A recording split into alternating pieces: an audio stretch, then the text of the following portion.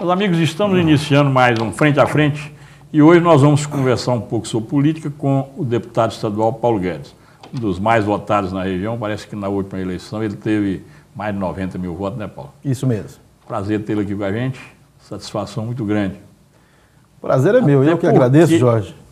Até porque esse ano, 2014, é ano de política, né? Então nós temos que conversar sobre política. Com certeza. Até para esclarecer o povo, né? Tirar as dúvidas, né? Mas é um prazer tê-lo aqui. Eu que agradeço a oportunidade de, mais uma vez, participar aqui do seu programa. Ô Paulo, você perdeu a eleição para o Rui. O que você achou do primeiro ano de mandato dele? Se fosse você, seria melhor?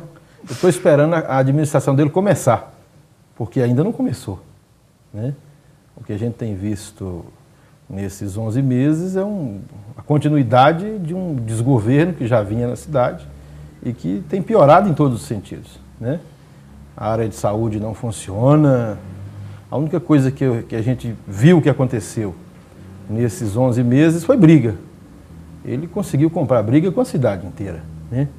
Briga com os médicos, briga com a Santa Casa, briga com os hospitais, briga com os funcionários públicos, briga com os carroceiros, briga com o lavador de carro, mas resultado administrativo a gente não viu nenhum ainda, né? Briga com os presidentes de associações, das comunidades rurais, enfim, conseguiu brigar com todo mundo, briga com a Câmara de Vereadores, mas faltou e não temos um resultado prático de nada, de nenhuma área dessa administração ainda. Então, para mim, ela não existe, ela não começou ainda. A desculpa dele é que ele encontrou a prefeitura muito desorganizada, devendo muito, com muita gente, muito lotado, muita inchado. Você acha que isso é desculpa? Eu acho que não, até porque ele ganhou a eleição em cima disso.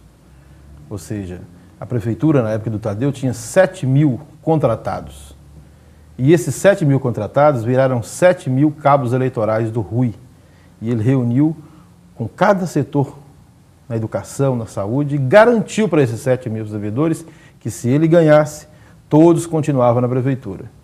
E esse foi o motivo da minha derrota, porque eu fui sincero. Eu falei que precisava fazer um enxugamento. Então ele prometeu deixar todo mundo na prefeitura, mas no primeiro dia ele descumpriu esse compromisso que ele fez com esse servidor. Ele demitiu todo mundo, então ele já tem a economia. Ele mesmo está se gabando que a prefeitura já está com quase 100 milhões em caixa, né?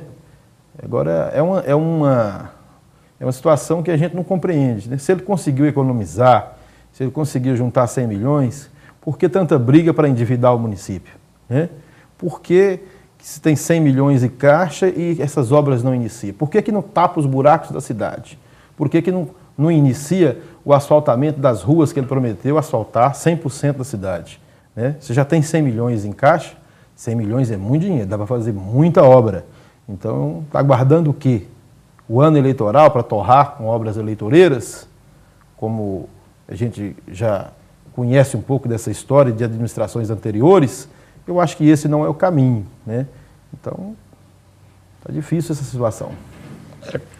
Conversa-se nos bastidores da cidade que a mulher do prefeito, a Raquel Muniz, é candidata a deputado federal. Você acredita que ele tem a coragem de lançar a mulher candidata? Depois da experiência já de Tadeu e de Jair? Um pouco mais grave, né?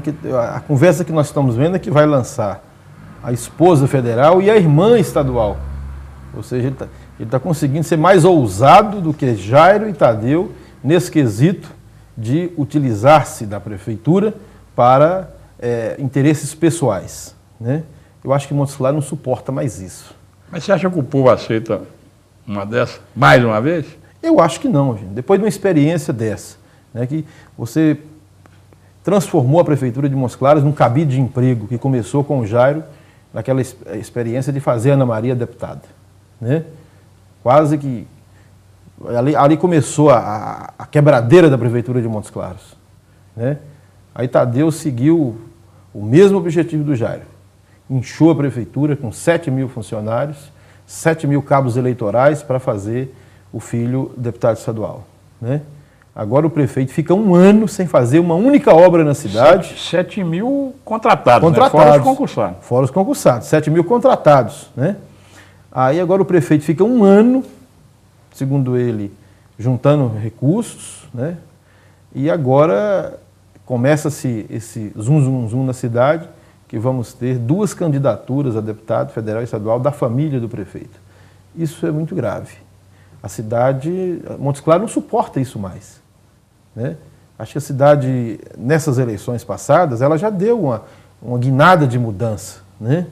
O próprio Rui, né, ele se travestiu de mudança. O discurso dele também, né, 44% da população de Montes Claros votou em mim, que até então era um desconhecido aqui em Montes Claros. Quando eu comecei a minha campanha eleitoral em julho, faltando 3 meses para as eleições, eu tinha menos de 1% nas pesquisas. E eu venci as eleições do primeiro turno. E nós só perdemos a eleição do segundo turno porque juntou todos contra a gente. Todos os 6, nós tínhamos 6 candidatos a prefeito. Dos 6, os 5 os outros 4 que não foram para o segundo turno, todos apoiaram o Rui, né? Todo mundo ficou com o Rui no segundo turno. Todos os deputados estaduais e federais aqui da região apoiaram o Rui no segundo turno, né? Todos os candidatos a prefeito.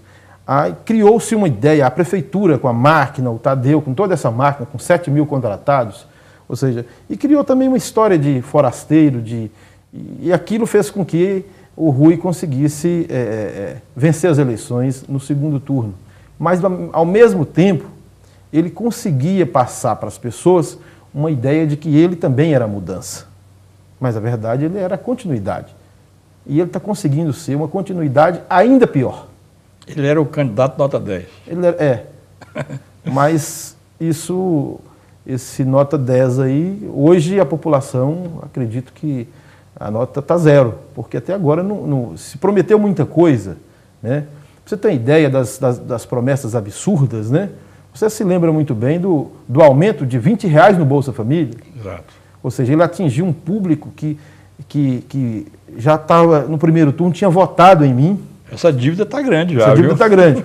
Ou seja, nos bairros de Montes Claros, eu liderava todas as pesquisas.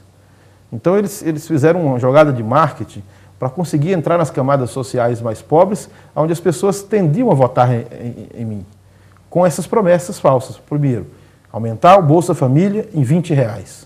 Até hoje não aconteceu nada, não se falou mais nada nesse sentido. Uma obra de relevância por mês, asfaltar 700 ruas, né?